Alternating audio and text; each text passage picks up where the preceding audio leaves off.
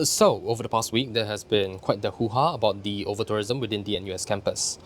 In fact, I was going to make a video about this earlier, but right after I recorded the footage, new measures were announced, and I had to go back to the drawing board. So today, I will attempt to explain the timeline behind the issue, what problems the tourist influx is causing, the different issues that have worsened the problems faced, the different stances towards this, and what steps the school has taken to handle the issue. Searching on Reddit with the keyword tourist, the earliest mention of the tourism problem in recent times was from October of last year. There were also several posts from 7 months ago, and the number of posts increased exponentially over the past 2 weeks. These periods coincide with the Chinese school holidays for the most part, with the winter break in December and January, and the summer break in July and August, which is smack right where we are right now. NUS does have a certain brand recognition from being the top in Asia and within the top 10 worldwide, and is much more accessible to the Asian countries in the region. The other top universities are either too far away in Europe or America. We're talking about Oxford, Cambridge, MIT, Harvard, for example, or in China, picking Hong Kong University or Tsinghua, where free entry to the campus is not guaranteed. NTU is also very popular with tourists, being in the top 15 worldwide this year. So, with two highly prestigious schools that are open to the public in close proximity, there is possibly increased interest in visiting both as a package deal.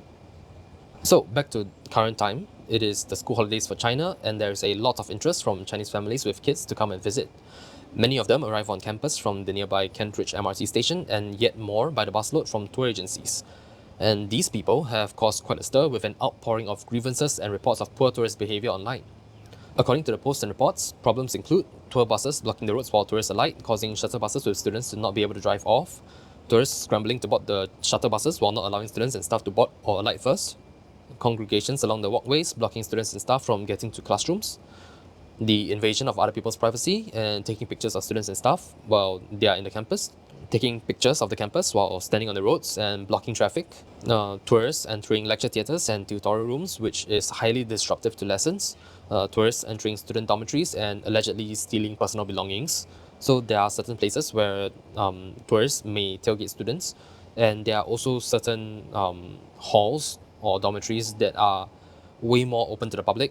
The crowding of canteen seats during lunch hours, which leads to very long wait times for students and staff, not cleaning up after eating and leaving food scraps on the tables and chairs, not returning their trays and not returning halal and non-halal trays properly, not leaving after eating, hogging the seats during peak hours, vandalizing of property, being noisy around study areas, and also allegedly making a mess in the toilets.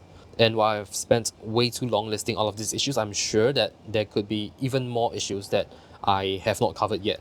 So, as you can see, there's a significant amount of issues that is more on the general nuisance from rowdy tourists side of things, but there are also genuine concerns about the disruption of class and studies, the lack of eating time, and the safety of students.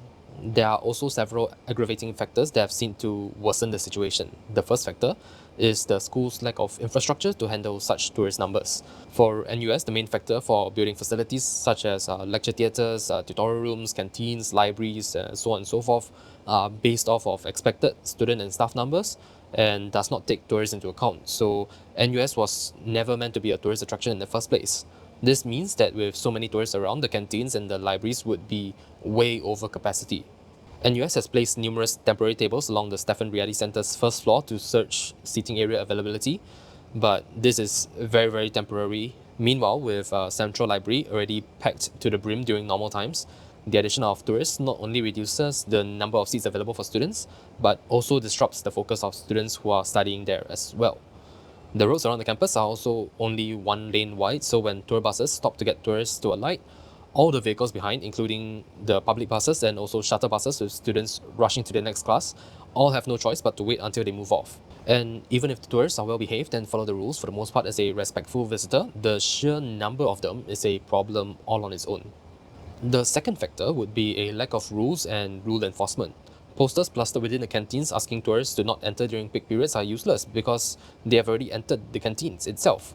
And why would they head out when they can prioritize themselves and get food instead?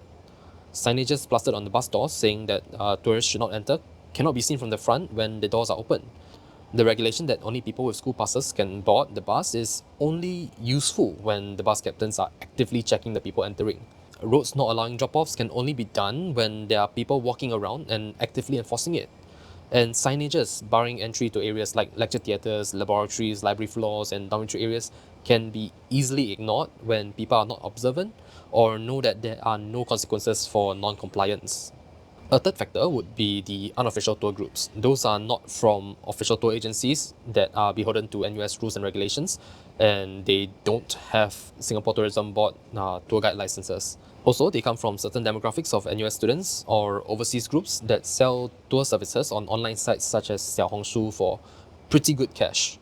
So, like I said, the groups are not bound by the rules and regulations from NUS since there is no risk associated with flouting them.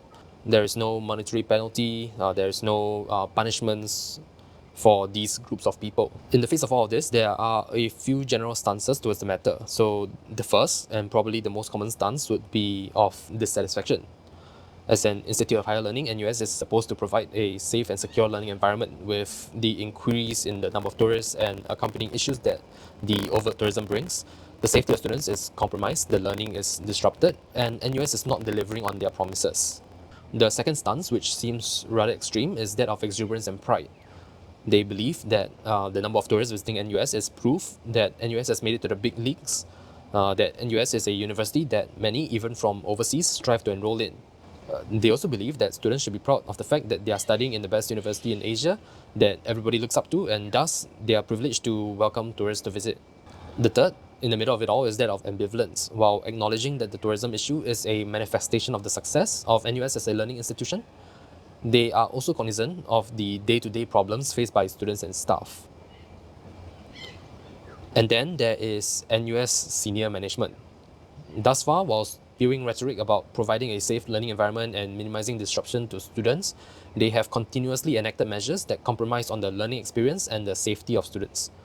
NUS stated that being an open campus, they will not be levying any charges to tourist groups, unlike NTU.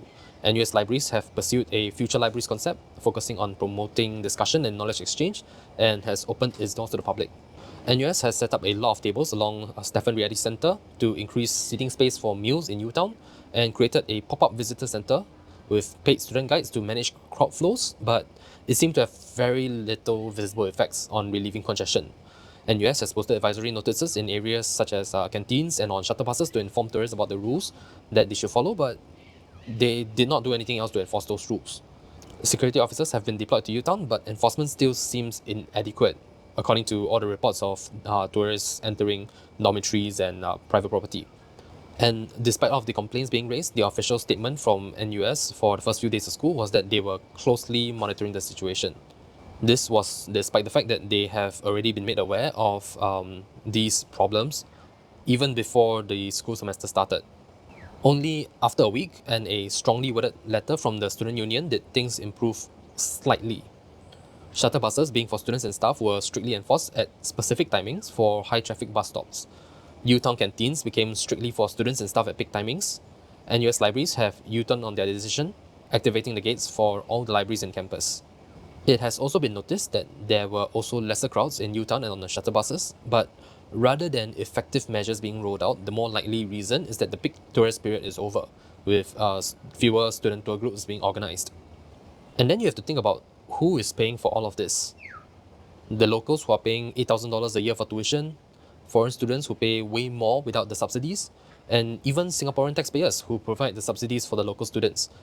We are all essentially paying for the proper upkeep of the school and its facilities for a world-class education. The setting up of all of the tables and chairs, the pop-up visitor center, the paid student guides, extra security guards, increased shuttle bus service, cleaning staff on the campus grounds and in the canteens, none of these costs are borne by the tourists who are overloading the systems here.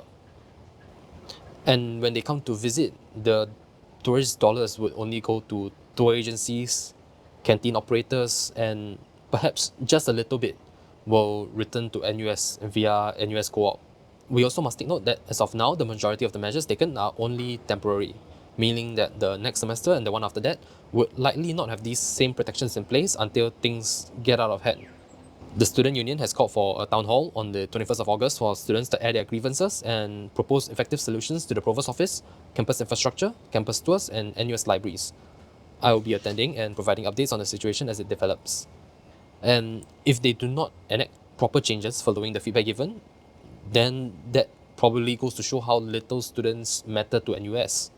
Now, personally, although it is great that the presence of tourists is a sign of success, NUS is first and foremost a place of learning.